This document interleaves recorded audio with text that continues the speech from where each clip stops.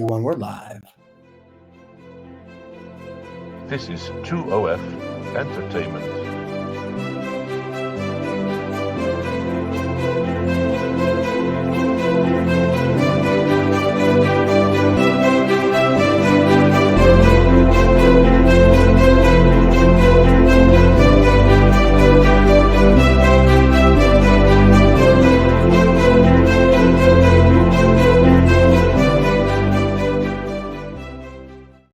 And we are back. How you doing, Paul? Good. Sun came up. Paul, good. Everything's good. Good talking. Yeah, We've already been talking for we've talked for 45 minutes. He's like, yeah, I'm good. We already discussed everything. What do you want? I'm still above the green grass. I'm fine. There you go. Enjoying it. No, weather's good. We're moving into our summer season here a little. The summer of fires. So we're going to have some. Nice. Actually got a very hot artist today anyway. So we'll just use that analogy. It's kind of fun. I like that. And I've seen his work. And I will tell you that the snowmen, and I'm not giving anything away, but the snowmen's my favorite part. I mean, he does great work, his landscape, everything, but the snowmen just made me smile. I was like, that's it. That's my favorite. That's it. There's that. He could literally paint the Mona Lisa at this point, and if it's not a snowman, I don't care. So the snowman is the best. Yeah. Well, we'll leave it at that. Snowmen and being in the summertime. Yeah. There you go. Well, it sounds like the places movie like, Frozen, right? Yeah. Frozen up. Yeah. Well, you know, we'll talk about that with Dean Taylor and his landscape painter, and I guess it's we go through this career journey of how to get where we're going, and you mentioned snowmen, and he's doing well. We all do more than one thing, right? They're just one of those things where yes, I know how to cut the grass, but I balance books as well. It's one of those things, and so he has this ability to reach there's these little ideas you have. A lot of artists have that quirky little thing they do on the side that normally isn't what their core stuff they do on a day-to-day basis, but they deviate from time to time, and some of it is more political, sometimes it's sensational, or it's just goofy, and sometimes it's just bringing the kid out in you a little bit, and you find out that a lot of your audience like to see that. They like to see that because they're reflected of themselves in there. They can see that. Well, it's kind of like Rodriguez. Remember Rodriguez used to paint the blue dog with the vodka bottles? Yeah. Now I went to his gallery in New Orleans, and I got a Rodriguez is a blue bear. Oh, nice. And it's like the only blue bear I think he's ever done. So and I was like, it's different than your dogs, and it's something different. So I have a Rodriguez blue bear. So I was like, that's like one of I like bears anyway. So to me, it was just very cool to get something that's like anybody can paint a dog, but a blue bear. Well, now we're talking. I actually have a Rodriguez book, so it's a small little page turner, and there's dog. Yep. If you find the blue bear, that's my blue bear. See. I think there's just dogs in this one. It's a nice little square thing that. And in fact, I actually called the gallery once to ask them about the blue bear, and the girl said, my dad never painted a blue bear. I go, you want to see a picture? And you go, I stand corrected. My dad painted a blue bear. I was like, oh, there you have it. So, and like, my horses look like dogs too. So your dad, you wouldn't know as long as you kind of. My dad, the same thing. Horses, they have 4 legs. We're good. Well, let's bring Dean in before we talked out everything. And Dean, how you doing? Oh, I'm doing fine, thanks, Stephen. Doing well. Good. Hi, so Paul. we were going to we started off with a dirty joke, but that was off here, so we're like that. The frog joke, and we're going to not say any more. Anyway, I'll let you two enjoy your interview. Dean, I'll see you at the end. Have a great interview. Okay, thanks again. Yeah. Well, good morning to you. Good morning, Paul. Yeah. No, it's we finally got to have this conversation. We've been, kind of going around in circles trying to get a hold of each other. It's tough this time of year, trying to find enough time between medical things and trying to trips and different things. Or trying, you had some of your eye. That's a dangerous thing. Just talk about getting your eyes done. It's a I'm an artist, you're an artist, and you think, God, I want somebody poking around with a laser in your eye. It's just like, oh well, everybody else does it. Well, yeah, I know, but it is concerning. There's no doubt about that. So I'm fortunate. It is coming along. I did have cataract surgery about 4 or 5 years ago, but this is different, and I'm sure it'll be fine. No, it all heals. It's amazing. It's amazing what you can do. But as an artist, your eyes are especially. I mean, everybody's eyes are precious. But Yeah. an artist that can't see. Not that we don't have blind artists and stuff that do work as well, but Yeah. I think it's a great asset to have good eyes. Yes. I just found that as you age, the correction of do I put these ones on when I'm close to the canvas, or do I put the long ones on when I go sit in my chair and I look at the canvas? Yeah. And you have that string around your neck, and you have the glasses hanging. You're Yeah. watching them, or you're on bifocals or different things that you can wear, and you're looking up and down. And Yeah. the challenges that you go through, that when you're in your early years, you don't even worry about it. Just step up, you do it, and really appreciate it as a young artist to say you're going to have some other issues later on. And I found working on the iPhones and handheld stuff, that's not good for your eyes. I don't imagine it is. So we'll see what happens. But Yeah. enough of that. Talking a little bit about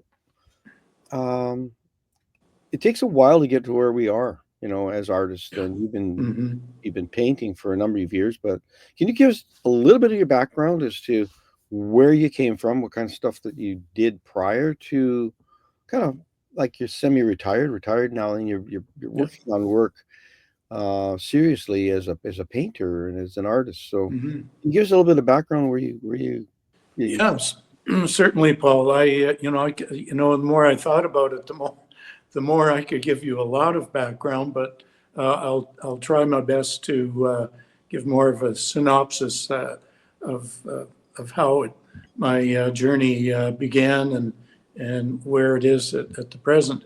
But when I was 5 years old, I would watch my father draw these little cartoon cowboy portraits.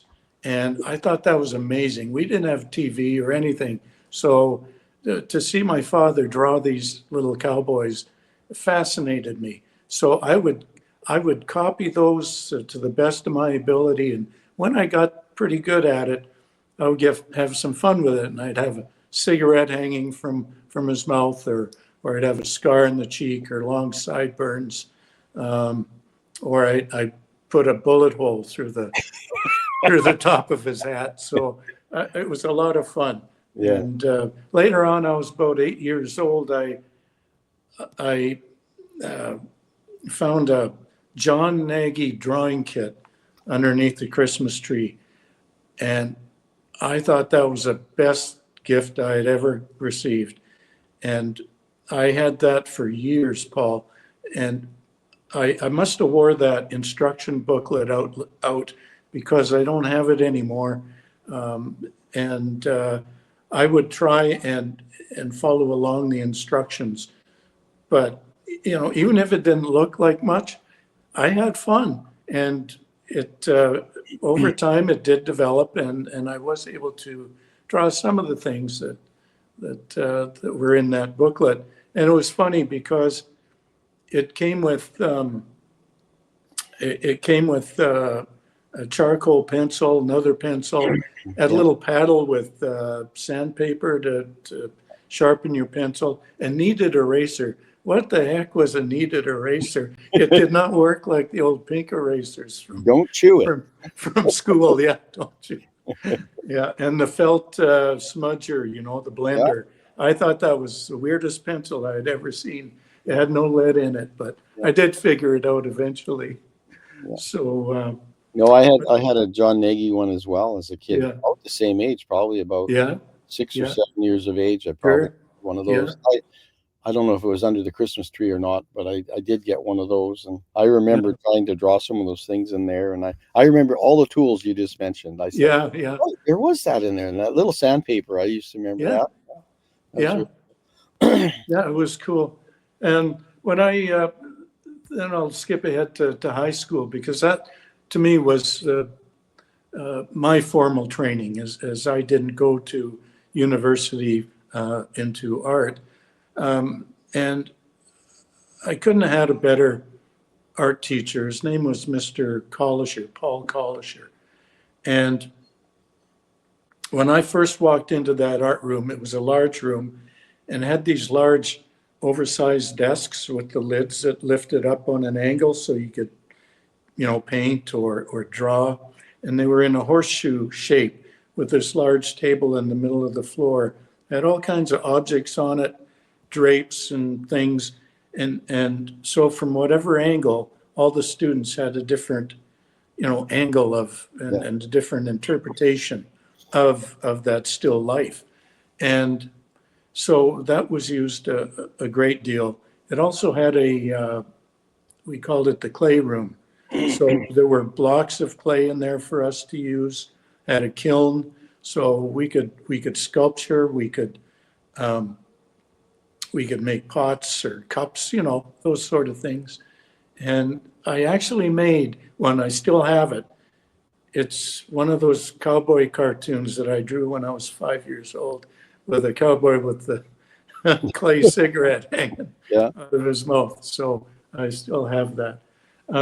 So he really had a big influence on my art, on my drawing. And when I went in there, I thought I was pretty good. But boy, well, I sure learned fast that I had a lot to learn.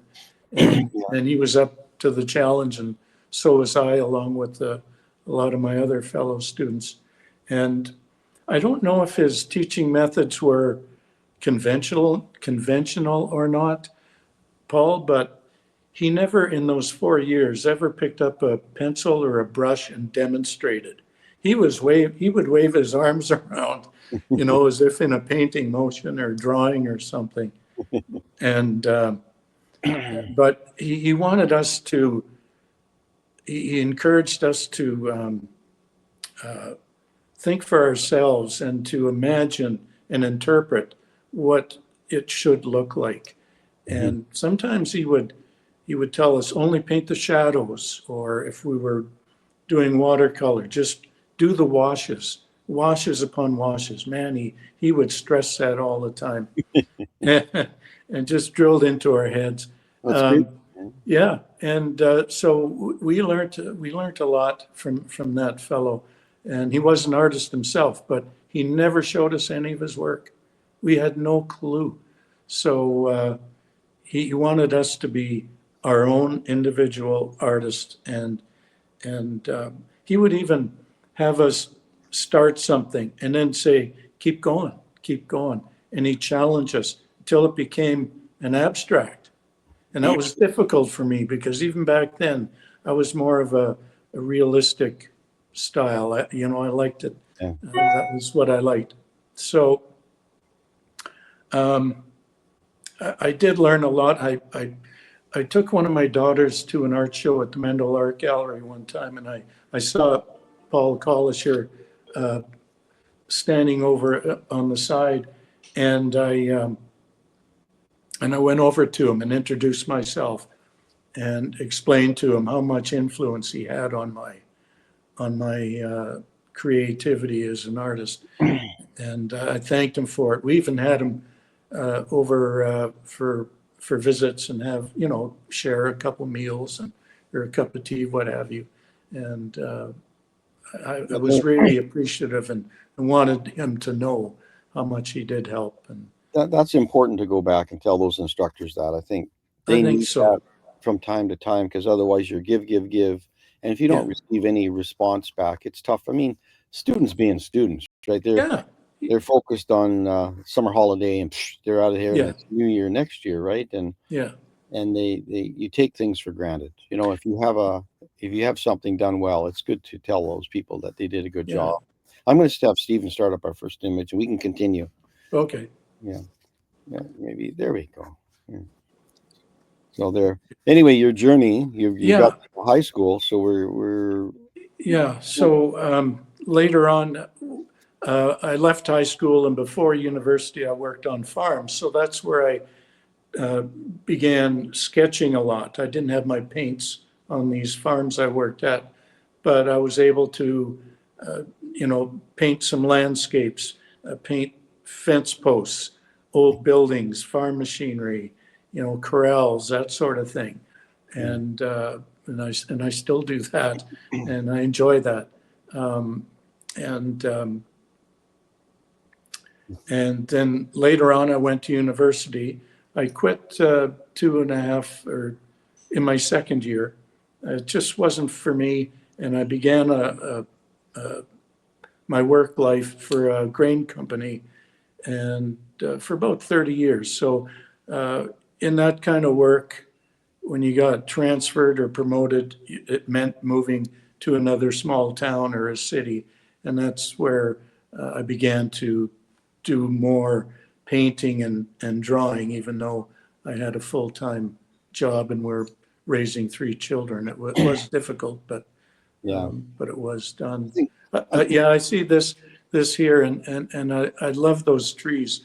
It brings back so many memories as a boy on my grandparents' farm in the summer and the winter vacations, especially this one in the summer and the fall.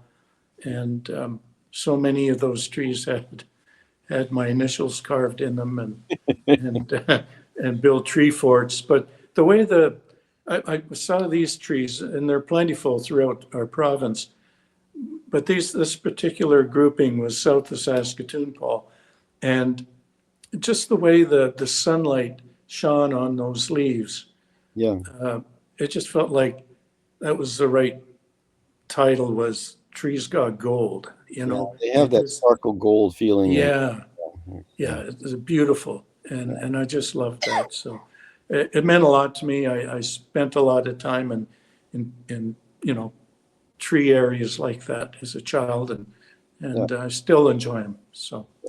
Well, most areas had that, barriers along a fence or an uncultivated section between land, and excuse me, that's where the poplar trees usually grow. Yeah, and this was I think a 20-ounce canvas, and I really liked the texture and the look of it. It may not show on the screen, but I really liked working on that canvas. Yeah. How big a piece was this one? That was 12 by 12. Oh, really? That's not a huge piece. And I paint on all my paintings. It's 12 by 12 and 1.5 inches on the outside, and I paint around the edges. Some artists do, some don't, but I like to. So this is probably one of your more realistic paintings that you've been working on. I've seen some of your other pieces as well. We'll get through, but it does have really the feeling of the province. I think we kind of, I think, and this is the only one that doesn't have, say, a piece of machinery in it or something laying in the bush. It was really a concentration on those trees. Like that was the focal point, was definitely that. I mean, some of the other ones. Night Chase. That we live along the South Saskatchewan River in Saskatoon, and from our balcony, every night, we just sit in amazement at the huge sky out there. And this is from our balcony, and I instead of painting the river all the time, I put in country and left the river out. I wanted to focus on the cloud movement and the light. And pardon me? What is really nice about this one is the cloud level. I mean, even though they are in shadow, they're dark. They really create a ceiling. There's a real ceiling height to it, rather than this big floaty sky, which you paint. But when you kind of paint a ceiling in like this, it's like you're going into a tunnel. Like you've got your ground, and you've got a horizon line that you're heading towards, that beautiful light, right? But the top it's got like I said, you can almost touch the clouds. So it feels they're closer to you than you'd think, right? It just takes you right back in there. And I love that the foreground and the landscape itself, it doesn't have to be lit. Like it's dark because the sun is setting. Like it's really, it's a really nice color palette, Dean. Really nice. Yeah. It's green on green, and that's, you know, the trees and the things. So it has a really nice feeling. Even that little road, you know, that little road Yeah. helps you take you back. I think that is the part that I look in a lot of what makes a landscape, and it's trying to bring the humanity back into each of the pieces. How do you put in man, or how we manipulate the land that it says we have been here, Mm-hmm. and a road will do that. Buildings do typically, but and you know, now this is this is a gorgeous piece. Yeah, that one didn't. That went down to the Andar Gallery in Davidson. Didn't even make it onto the wall. Someone had purchased it, so But someone else really liked it too. somebody else related to that, and that's what a lot of things are. Do you find that? I mean, you don't try and paint to that. I don't imagine you paint No. those loves that you have, but when you have it, that you're so sincere about it, other people see that in it themselves. I think, and that makes a successful painting. Mm-hmm. Yeah, we do want to sell our work, but I think generally, it's important that you paint what you like to paint. Yeah, you have to be true to yourself, and As much as you know, yeah. Because if you try and paint something that someone else might like, I just don't know if that comes through. That it's Can you tell us a little bit about the history of this piece here? Yeah, the birds know. In our province, of course, there's all kinds of birds: the crows, the magpies, the sparrows, the barn swallows, and owls. And the birds know everything. They know when you're coming, they know when you're leaving, and they know when there's trouble a brewing, and they know when the weather is changing. So they're pretty smart. So I'm not sure what they know in this painting, but I'll leave that up to the viewer.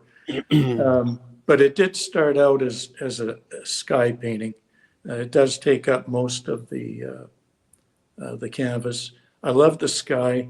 I love the colors. I wanted to bring it down a bit with the old barn, reminiscent of my grandparents' farm, or of their barn, and some of the old buildings and fences. I have this thing for fence lines. As you see in some of the paintings, there's a fair amount of barbed wire fences. I've had many stitches in my hands from repairing fence lines. So it's a memory, and they're prevalent. They're everywhere. Yeah, they're sometimes difficult to do, but when you look at a landscape, it's how do you give perspective to depth into a piece, and whether it be hydro lines or telephone lines that diminish down a road, or a road diminishes, or hills, but light will do it as well. But fence posts and that do it as well. They'll take your eye back into the page as to where you want the viewer to look. This is very subtly takes you back to where the farmers are, the farm, and it's a really nice, comfortable feeling. It's like it's sort of like coming home feel. I want to coming back to the farm after 20 years, and mom and dad are still there on the farm, and you're driving up to the farm, and you just can't wait to get there. And this is like, it's a lovely painting. I love the skiff of light that just underscores the barn. Everything kind of brings you into that point of the page that says this is really important. The birds are there, but that's part of life, but they're not the dominant, and it's just no. That's the really nice thing about it. It's adding a little bit of that big sky, and the living sky. I guess we have that as one of our sayings. Yes. Saskatchewan is the land of living skies, and that personifies that very much so. Beautiful piece. Yeah. There you go. There's the one I'm talking about. Crowbar. Well, I tell you, that farmer's got some serious problems with his farm. Karen and I, we go on a number of drives out in the country, and of course I take my cameras with me, and This was, it was north of Watrous. I remember that. And it just really caught my eye. And, you see a lot of fence lines with old railway ties in the ground as an anchor, Okay. on a fence. And I thought, I like that one. I'm going to stop and take a picture of that. Yeah. And all weathered, and it still had some of that creosote in it. And the other posts were weathered and bending, and the barbed wire was all cut. And how true are you to the photo that you take? Like how true, do you move stuff around a bit? And sometimes, oh yeah, it has to. The composition has to be, it has to look appealing as well. And, so the fence was pretty much true. I shortened the grass.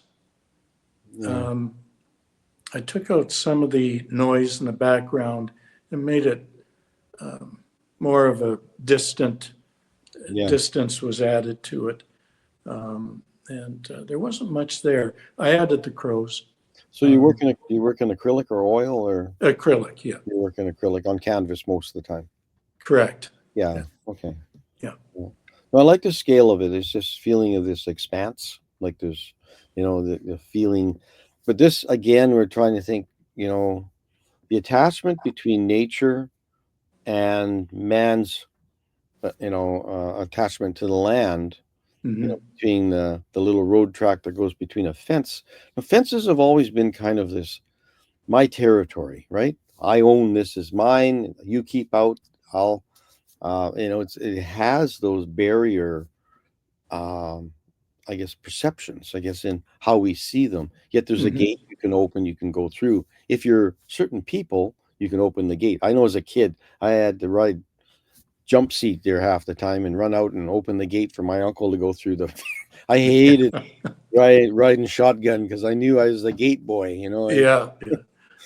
And I wasn't very strong either when I was a boy, not a big kid. So for me to stretch some of those gates, that was quite a challenge. Understanding if people don't understand how to open a gate, you have to push that little thin peg of a gate and push it towards the big post and then flip that wire over the gate post and then lift it out of the wire at the bottom and then run with the gate out to the outside and then come back and put it back in there and push it and stretch it and throw the wire back over the top. Yeah. And so the cattle wouldn't get out.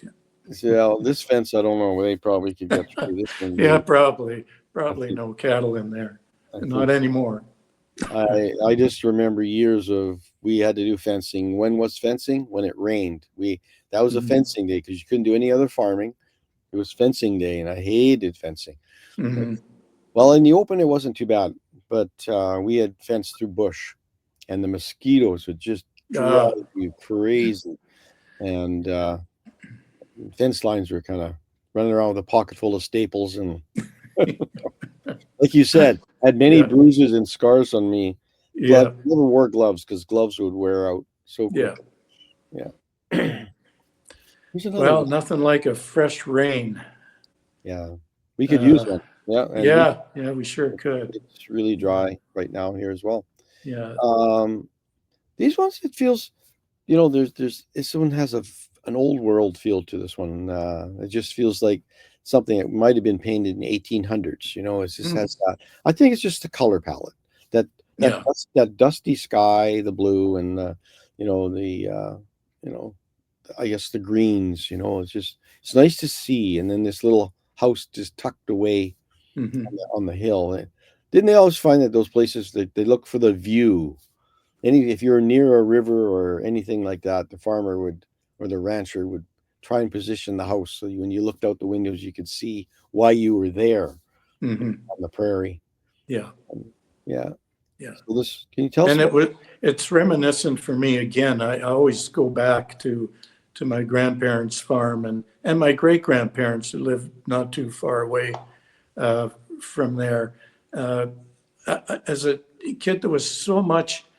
This isn't their farm, by the way, but it's reminiscent to me because of the the fences. Like, my God, for a small farm, they had more fence lines than you'd shake a stick at. Yeah. Some Well, of them didn't even make sense. yeah. Well, I think a lot of them, they were separating their cattle a Yeah, lot of times. So the bull would stay over in the one little small pen area, yeah, and the cows are there until they let them together.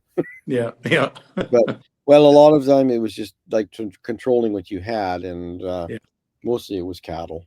But yeah, yeah. so that's a beautiful light one. You're looking for this mood, right? You always, is it a constant search for you to find the right pictures that can convey a mood to you, like a Yeah, this one, I really liked Paul. And the reason it started out as the sky, and I was working on the sky, and I changed the land part a fair bit. And when I finished the clouds closer to the horizon, and they seemed to be up and then point down towards the horizon to the left. Mm. And I thought, wow, this is an opportunity to show some perspective and some distance and just open the painting up to show that distance. It's so far, Yeah. that trail and the water leading up to where the clouds meet the horizon, but it stops right near the peak of that old building. So it grabs you there too. And the grass as well, all, wind pushing it in that direction. Well, on the prairies, it's kind of like our ocean, right? That the wind on the grain and wind on long grass, you can see how it goes in waves. There's kind of a rhythm that's built up. Yeah. Yes. Yeah. But I love the feeling of, you can see that on the other side of your little trail of the road there, how those heads are kind of moving in a wave fashion, and driving your eye, definitely leading the viewer into, you're going past this dilapidated bunch of buildings that we Yeah. have. Yeah. And I had fun coming up with the title of "The Wind Snuffles, the Clouds Shuffle, and the Grass Ruffles."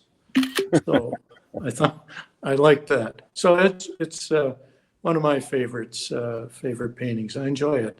I'd have that on my wall, and I wouldn't get tired of it. Yeah. Yeah. Do you do writing on your pieces of work, like writing about them? Like you just mentioned a line of copy that goes through your head. Is that written somewhere on the back of the work or somewhere else so other people can see it?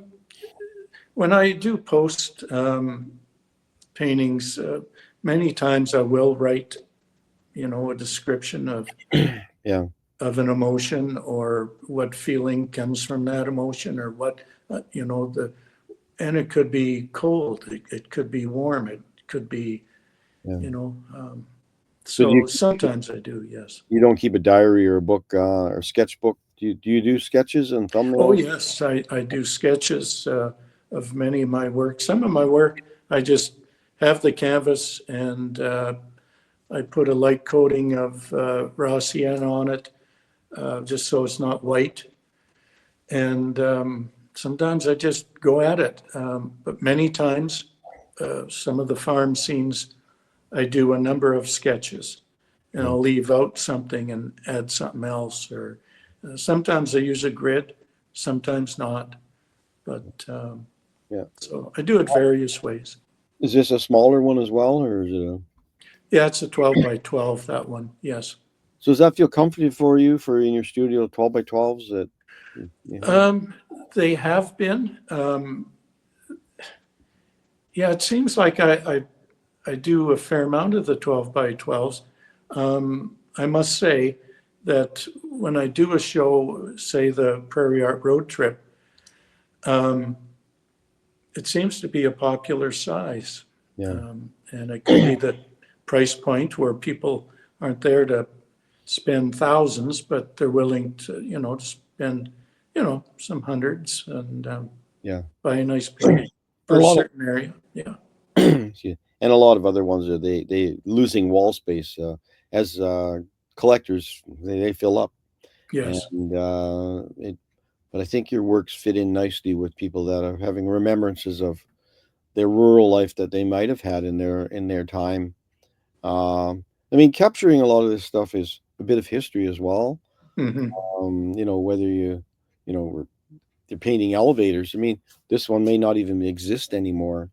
They're being torn down like crazy, and they have for 20 years.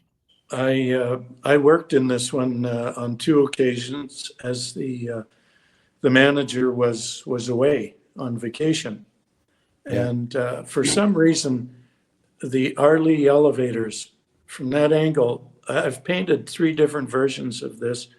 This one is sold. Well, I think they're all sold, but it brings back a lot of memories, not only for me because I worked in them for a number of years, but the hard work that was involved that I think people realize was involved in it while working in them. I also included a train coming down the track in the distance, maybe hard to see in the on the screen.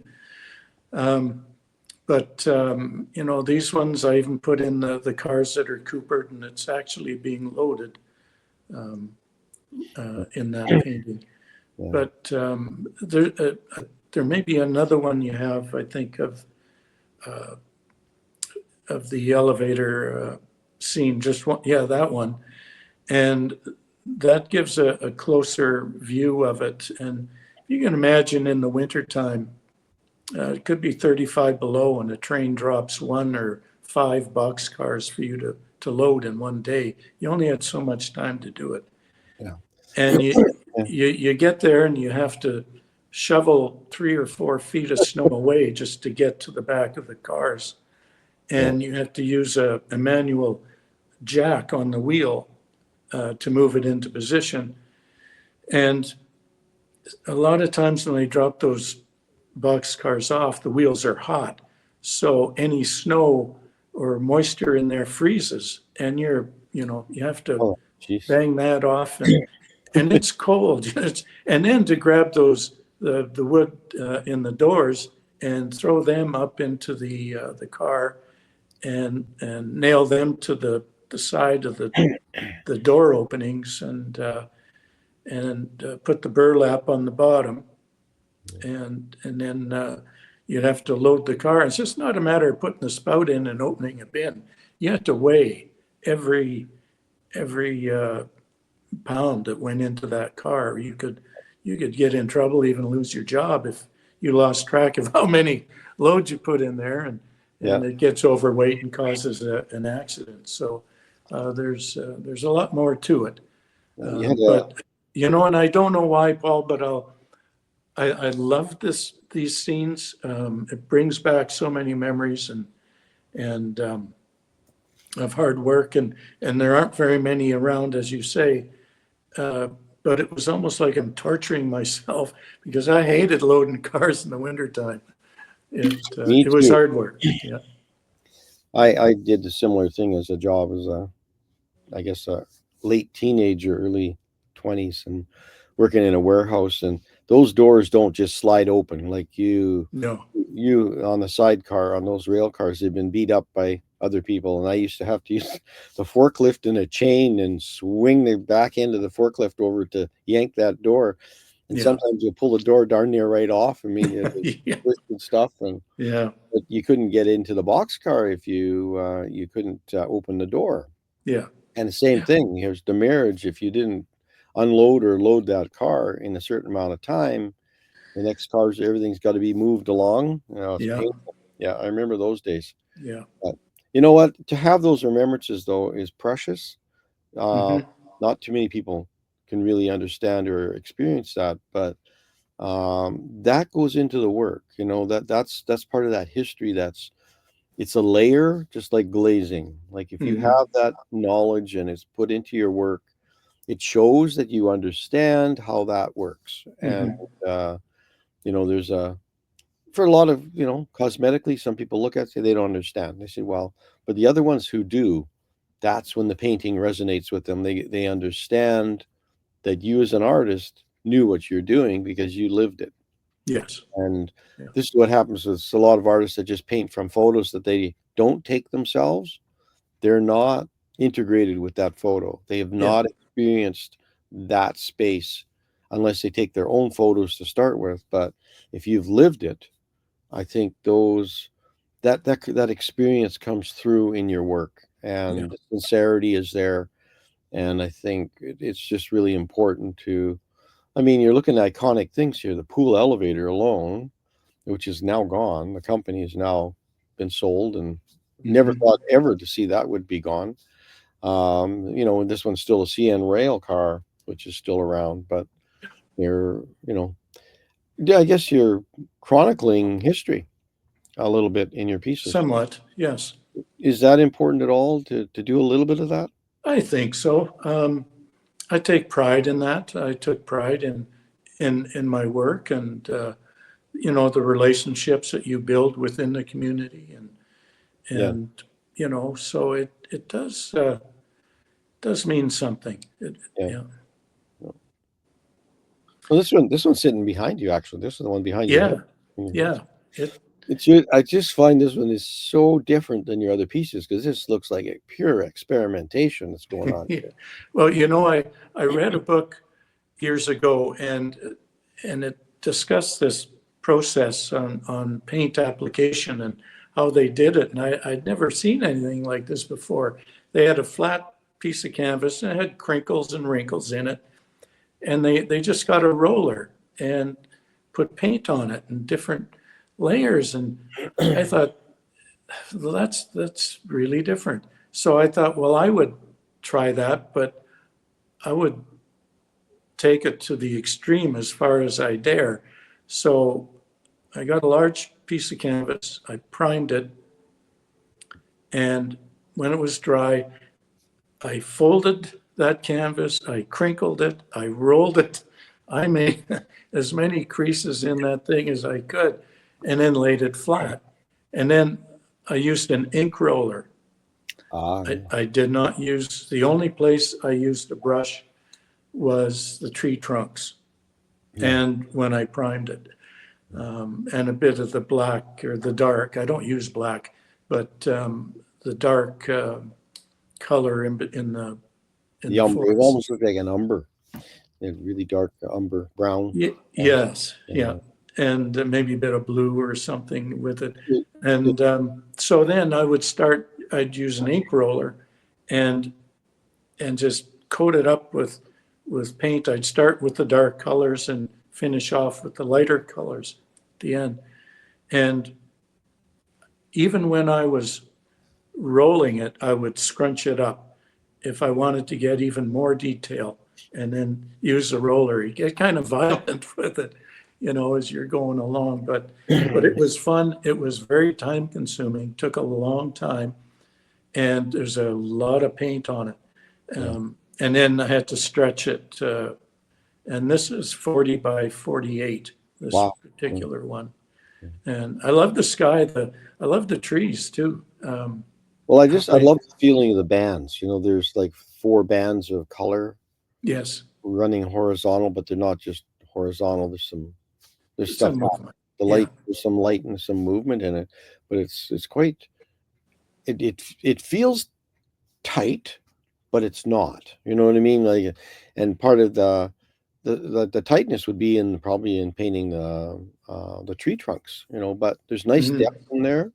Yeah, it's kind of like you get a really sunny day, and a lot of times in a park, the light hits the front part of the trees and the grass, but in the deeper part, you can't make it out because it's so deep, and the light doesn't get back into those parts, and it's kind of they're kind of magic areas. But I love the texture, and it's just like, wow, how do you build that? But so you painted this unstretched, yes, and then stretched it after it was done. Yes. Okay. Yeah. And the title is "Don't Go In There." Don't go into the woods today. One of those things. Yeah. The teddy bear's picnic. Yeah, I get it. Well, it's ominous in a way, right? There's a mystery. I love it because there is a mystery in it. There's a story somewhere. And some of them are total abstract, and some develop into representative of a scene of a landscape. Right. Yeah. So is this the only one you did, or did you do? No, I have 5 or 6. Oh yeah, you continued on. So yeah. Well, here we go. Yeah. Stephen and I were talking about this, and I said, well, and you caught Stephen's eye. I mean, so artists a lot of times they live 2 lives. A lot of times they live their life of landscape and their love of it, and then they have this fun aspect that some draw cartoons, some do political statements, some do different things, but they have their core material, which is, say, landscapes. But can you tell me where this originated from? Where did the idea of these snowmen come from? Yeah. And what do you call them? I call them snow folks. Snow folks. Rather than snowmen and snow women, they're snow folks. They're differentiated by top hats and scarves. And I'm not saying they're women, they're men. They're just snow folks. I mean, they're made of snow. So, Yeah, they are. There's even a snow dog down in the bottom right, watching. But how it originated, I drew or painted just a small, I think it was, 4 by 6. And I had about 8 snowmen at that time, but no faces or anything. It was like they were looking the other way.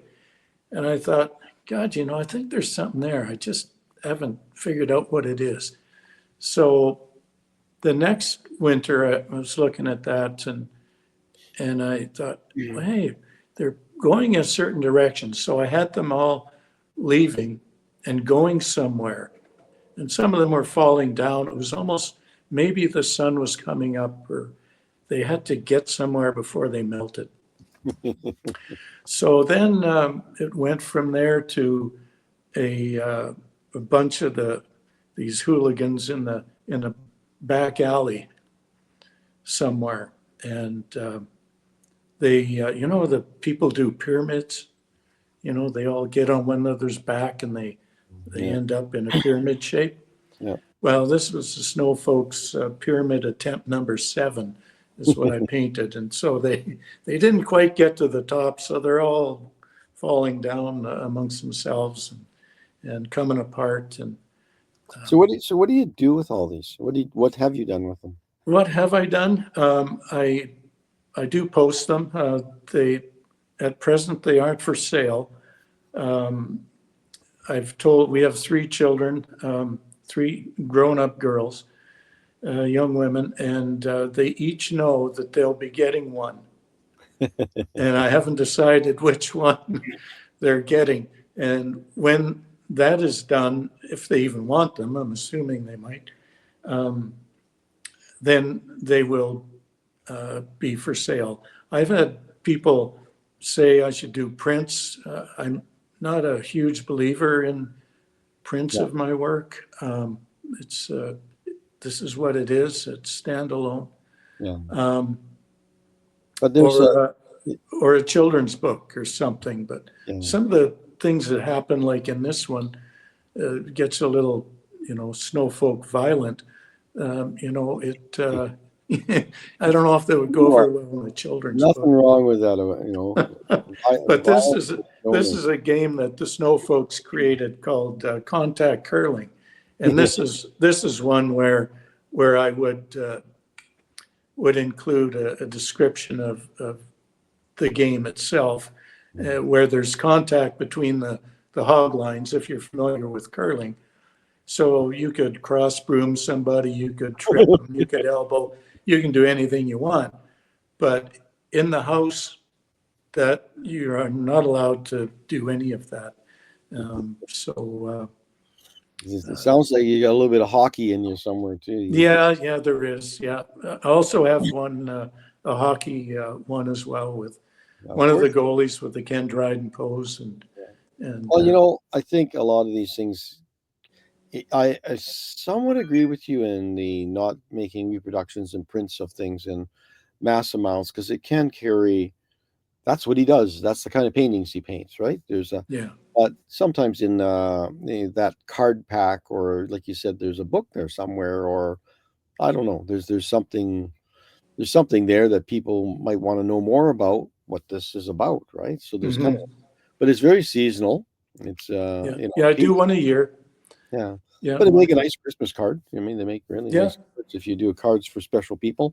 Not so much, just have a few made up, but it's nice to it shows that other side that there's a personality there, not only of yourself a little bit, and it's a nice way to share that with people. And there's another one here. Yeah, this is the latest one from last year, and so they went to the farmhouse and they borrowed all the skates, which you can't see because they're underneath. But they took that old Philco radio and got the extension cord all the way out there so they could have some music playing, and there was some judging going on, and looks like Oli was a little upset. He gave a 4 to one of the couples dancing, and Millie gave a 9, so he wasn't too pleased. That must have been the Russian snow person. Yeah, it could have been.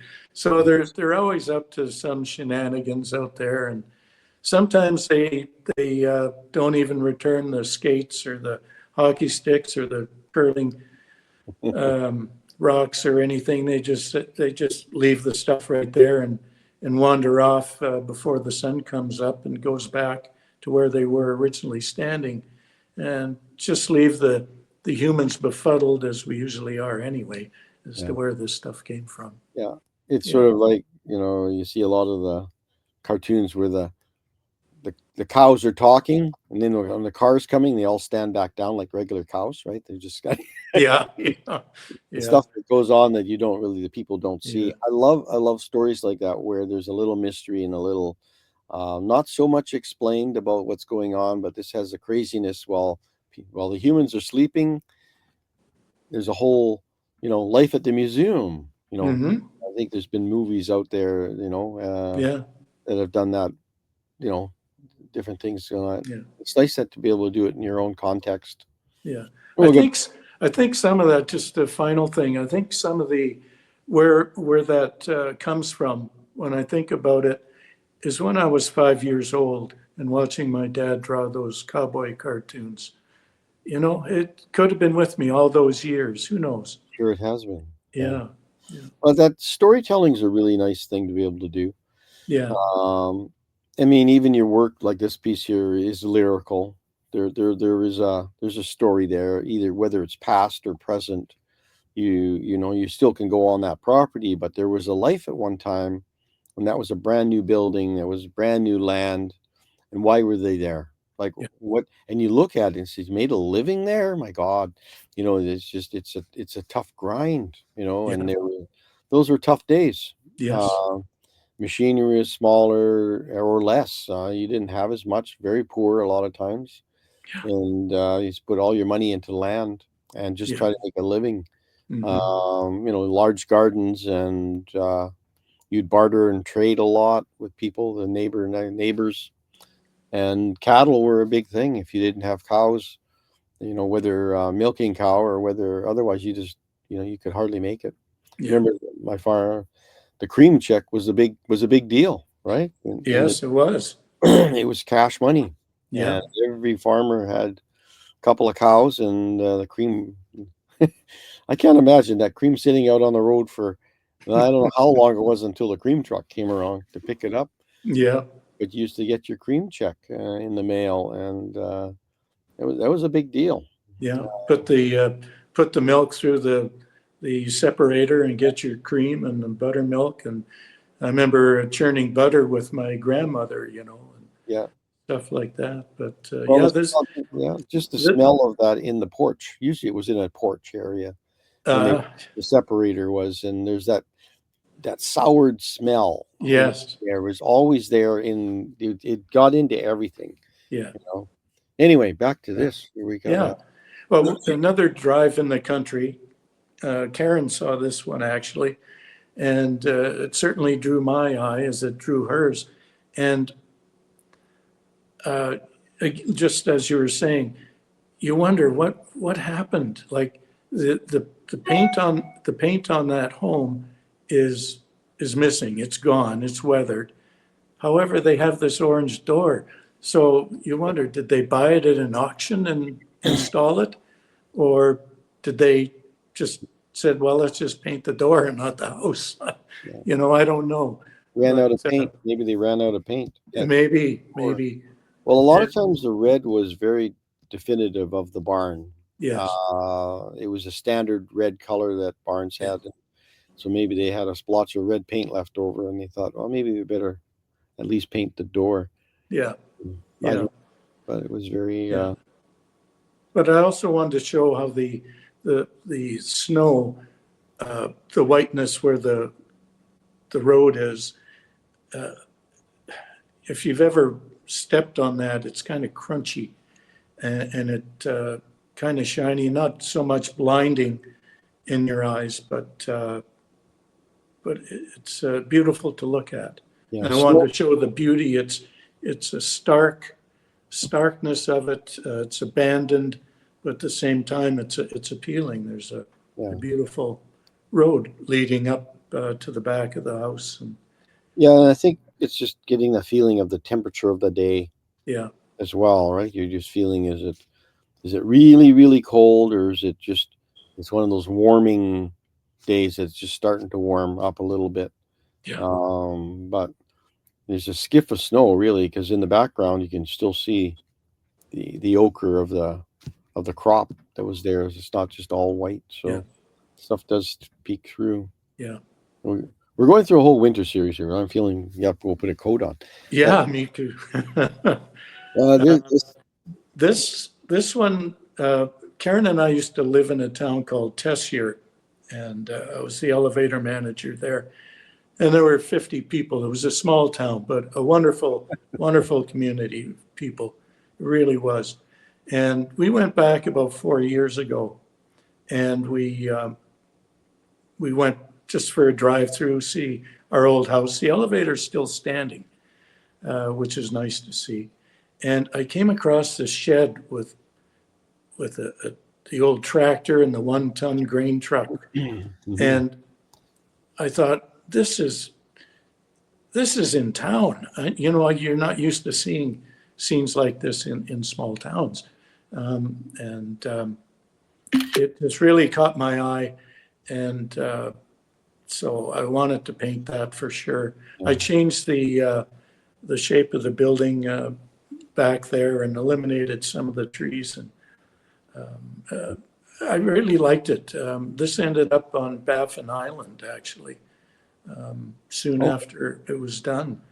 A fellow saw it on Facebook, I think.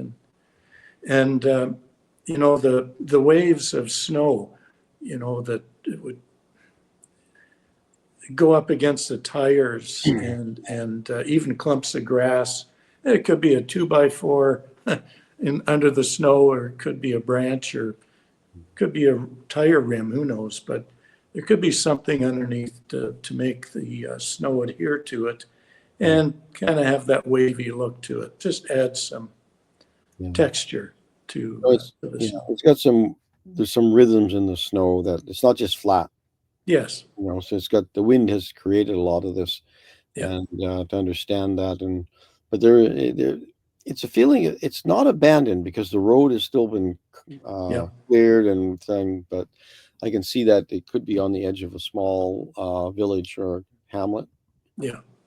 Have to go through a couple more of these, but this one here I wanted to show cold, feeling of cold. You can't paint a feeling, but you can get pretty darn close, I think.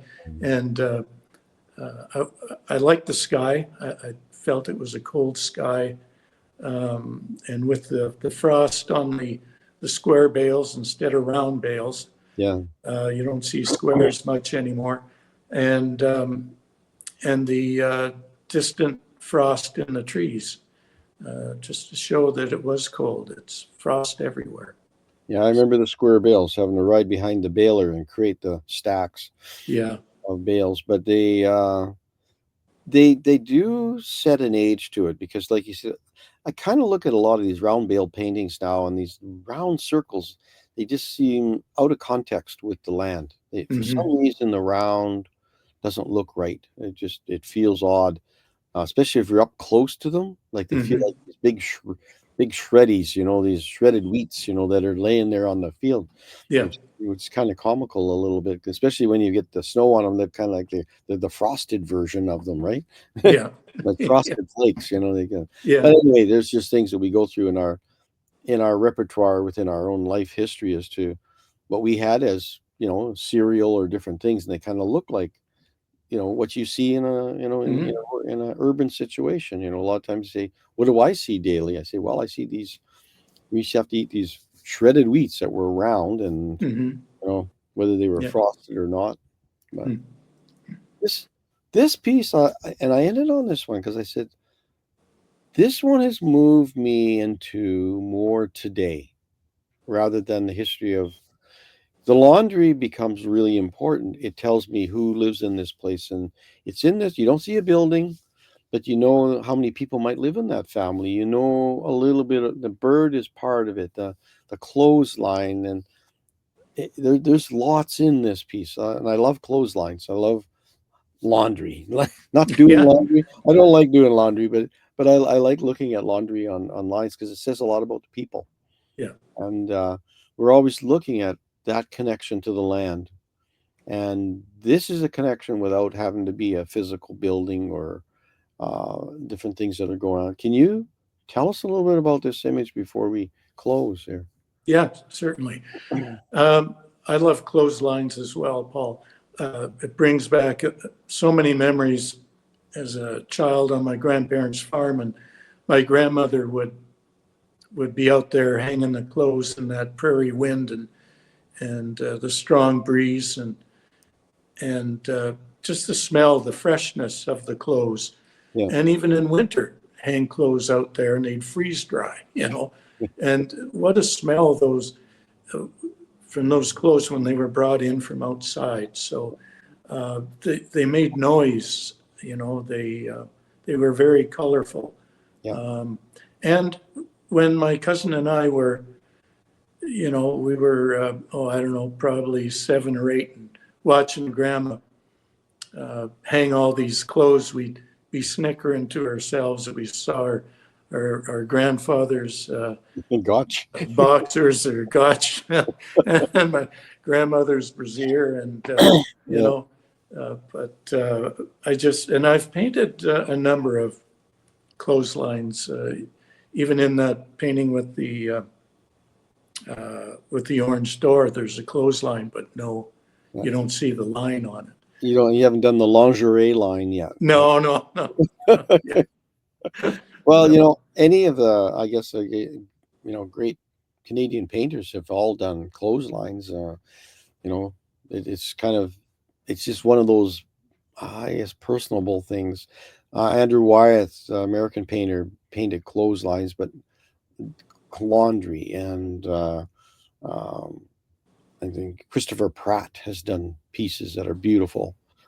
Oh no, here he is. He's back. I know the killjoy is here, kids. The work absolutely beautiful. And here, before we do anything else, there you go for everybody that wants a close up of everything. There you have it. So, beautiful. And I was very disappointed to hear that the snowmen aren't being sold. Just a little. Well, stay tuned, Stephen. Stay tuned. But I did like the curling analogy, because I always thought curling needed to be a contact sport. So I did like that. I thought that was awesome. I was like, finally, I have someone that agrees. I think it should. I think that would be exciting, because really, and for the Winter Olympics, that is my favorite sport, because to me it is like, I get it. Some guys sweeping with a broom. Now, if it was contact, I'd be like curling and hockey. That's beauty. So, but I'm an American, so we like the violence. What can I tell you? Anyway, the work is beautiful. Thank you so much. If anybody would like to buy some of Dean's stuff, Dean, tell everybody kind of the price point from A to Z, kind of where your stuff, other than the snowmen, where does everything go? Well, the 12 by 12s, and again, the majority of my paintings are painted on the outer edge as well. Right. And so perhaps they wouldn't need a frame. I do have some of the 12 by 12s. They do have drop-in frames. But the 12 by 12s are $370. Wow. Okay. And the 16 by 20, 610. And the 18, I have to read that one, sorry. Right. 18 by 24 is 800. And this one behind me, 2,700. Okay. The one with the 40 by 48. Well, the nice thing is people know that their Prairie Art Tour is coming up here in, is it June? End of June? Yes, if I could just mention that, July 19th, Prairie Art Road Trip. It's the 5th year. I missed 2023. My wife was ill. I didn't pick a brush up for 11 months, but I got back in it in time to participate in 2024, and this will be my 4th year. So you have some excellent artists in Diane LaRouche Ellard. Cindy Hoppy is a fiber artist. Michaela Hoppy is a fantastic artist herself. And I remember the first couple of years, Ray Keeley was in it. Unfortunately, I don't think he's in it this year. Ray is a Métis and First Nation painter and a wonderful sculpturist. But it's getting more known every year. It's very popular, and it's a great time. It's a great drive out to Bigger, Saskatchewan. There you go. We'll Very cool. we'll promote it a little bit on Artists in Canada as well, and get it make sure some people see your work. Nice. For sure. So for the people that want to buy any of the art from Dean, reach us at the show, or all his links will be below. You can reach out to him, tell him you saw him here, and there you go. Remember, it's Canadian, so for people in Europe and the rest of the world, he just charges you for shipping. The United States, it's half price by the time you get done with the conversion. And in Asia, we're not really sure. But anyway, there you go. But anyway, go reach out to him. His work is phenomenal. Like I said, his links are below if you want to see what they are.